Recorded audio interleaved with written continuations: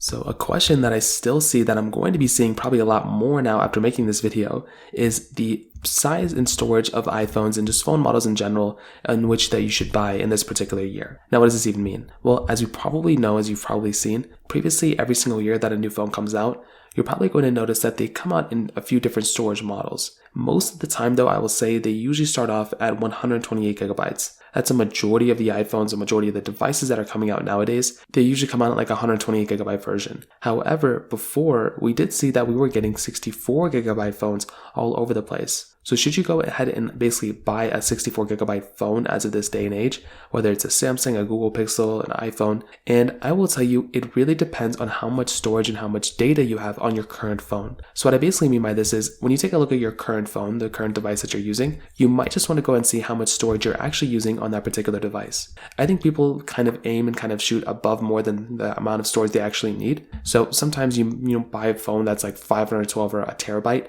when you only use like 300 gigabytes of it. You don't really need a terabyte. If you're using like 300, you can just use 512. Now, I think people do the exact same thing with 128 versus 64 gigabyte phones. So when you go ahead and buy a phone at 64 gigabytes, you can rest assured that your phone is probably going to run out of storage at some point sooner than later. That doesn't mean it's going to run out today, but from what I've seen, from what I've personally done for so many years now, a 64 gigabyte phone is usually going to run out faster than something like a 128 gigabyte phone. And that's just what happens time and time again. The last 64 gigabyte phone I used was, my iPhone 11 Pro from 2019, and I had a good time with it. But I did notice that at some points I felt like I was going to be running out of storage, and that's why I almost always recommend getting the max amount of storage model that you can for the iPhone or for the phone that you're going to be buying. So is there a big difference between 64 and 120 gigabytes? In my opinion, absolutely. There is a massive difference between purchasing those particular devices, and I do think that if you're buying a 128 or you're buying a 256 gig model of a phone,